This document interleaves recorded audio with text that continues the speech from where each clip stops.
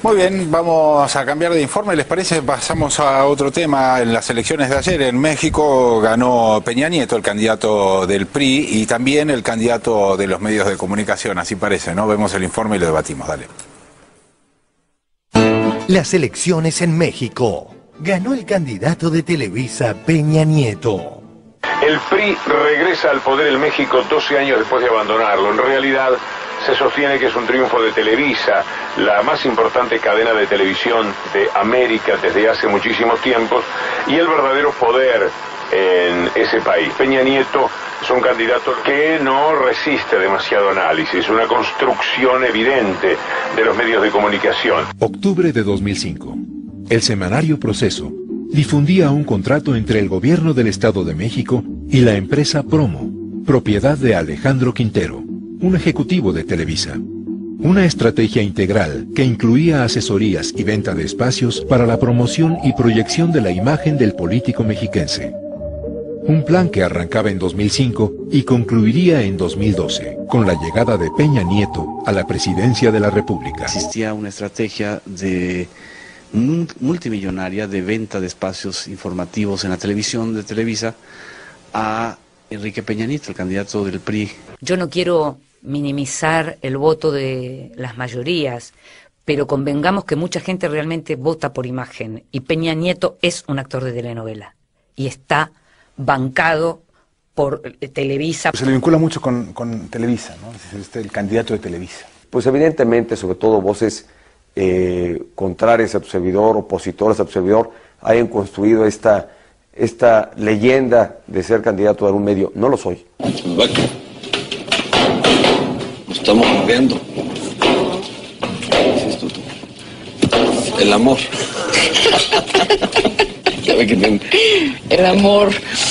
El amor. ¿Qué es salir con y qué es andar con? A ver, tú dime qué, pues no qué es uno y qué es otro. Pues no, es que yo tengo esa misma duda como joven soltero. ¿Quieres saber si somos novios? Sí. Sí. Ok.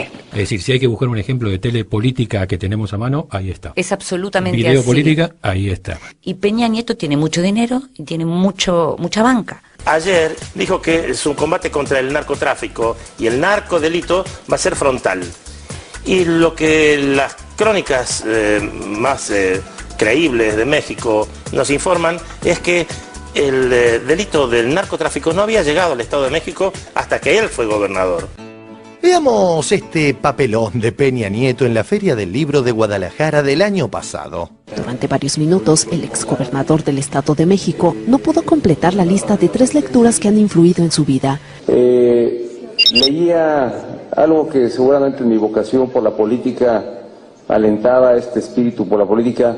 El priista trató de recordar más títulos, pero no pudo. Incluso pidió ayuda a los asistentes. Fueron los libros, varios, algunos, la serie El Águila, de Krause, y hay otro libro de él mismo, que quiero recordar el nombre, sobre caudillos, no recuerdo el título exacto.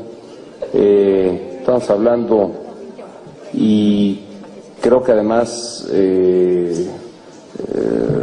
además digo con gran sustento histórico, fue un libro que me gustó. Es que quiero recordar el nombre, el título del libro. Aquí hay unos que leen más, debes acordarte más cuál es el...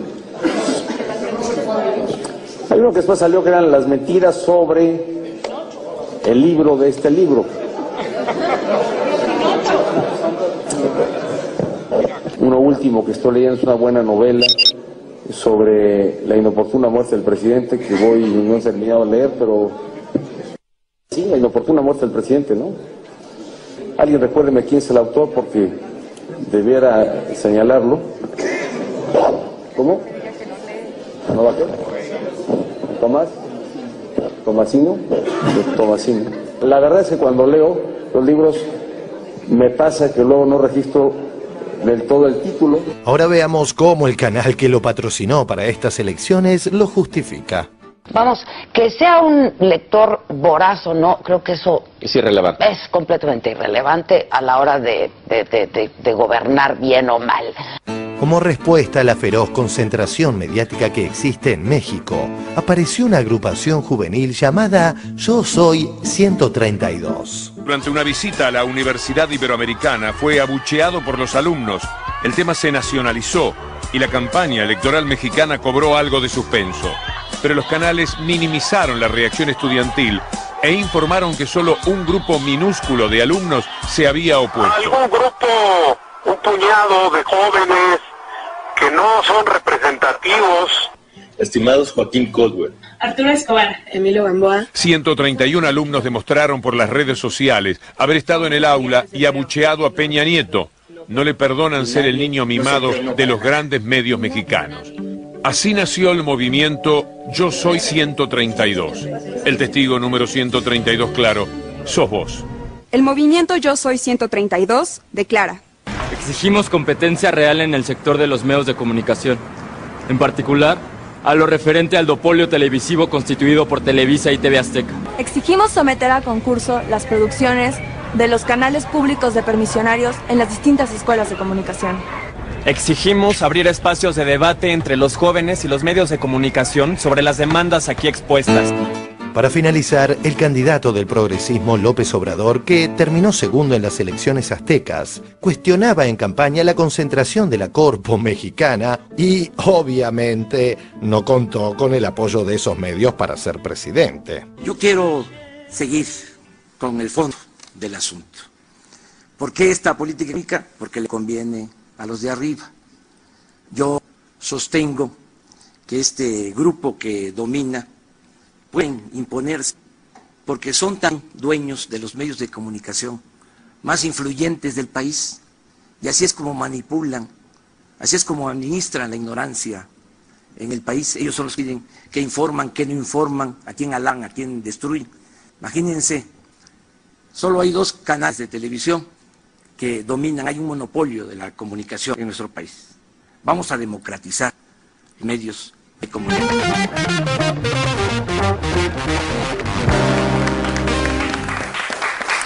Impresionante lo de López Obrador, ¿no? Impresionante.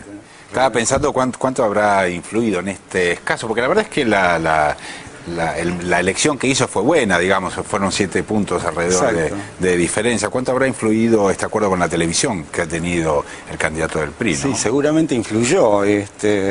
Acá no se dijo en el informe, pero hay 500 canales de televisión en México y todos pertenecen a estas 2 corporaciones, Televisa y TV Azteca. Indudablemente esto influyó. Y además que vivimos tiempos muy particulares donde la televisión, los medios de comunicación ejercen una gran influencia sobre la gente, sobre la sociedad.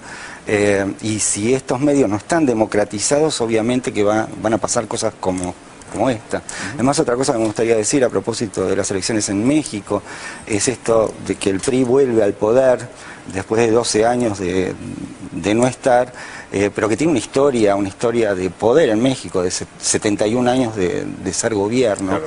Y de alguna manera también fueron 71 años de ser de alguna manera el dueño de la verdad. Cuando salen estos chicos de Yo Soy el 132, yo pensé en aquellos otros chicos de los años 60, del año 68, de la Universidad de Tlatelolco, masacrados justamente por pedir libertades al Estado mexicano. Y claro, los tiempos han cambiado, no es lo mismo, pero acá se está pidiendo más o menos lo mismo, más democracia, ¿no? Viendo al presidente, perdóname, el presidente electo de México, me hizo acordar mucho a cuando Mauricio Macri también fue a la Feria del Libro y deben ser muy amigos, se deben juntar a leer los libros de José Luis Borges. Sí. Sí, realmente que impresionante la escena de no... Se parece un poquito a la escena, ¿no? Sí, claro, totalmente. Cecilia, ¿cambia de alguna manera algo la relación entre Argentina y México a partir de este cambio político que va a haber evidentemente en México?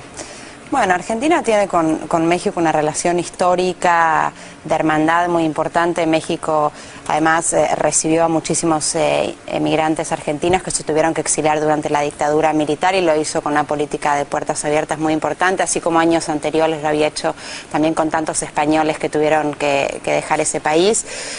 Y sobre esa relación histórica se ha construido en los últimos años una relación también económica importante. Es un país con el cual hay un comercio bilateral creciente, hay muchas inversiones mexicanas también en Argentina, con lo cual ese es un vínculo que está vigente. Por supuesto, puede haber alguna reconfiguración en la relación, pero ante todo es una relación importante dentro, de nuevo, de una política con América Latina que es muy estratégica, que es prioritaria, y que si bien México no es parte del Mercosur o de la UNASUR, sí ocupa un lugar relevante como destino comercial y como origen de inversiones. Me gustaría preguntarle a Cecilia qué piensa de este nuevo gobierno del PRI y la relación justamente con América Latina. Los gobiernos anteriores, los gobiernos del PAN, se volcaban más al norte, hacia los Estados Unidos. ¿Crees que este gobierno del PRI busque alianzas para el sur?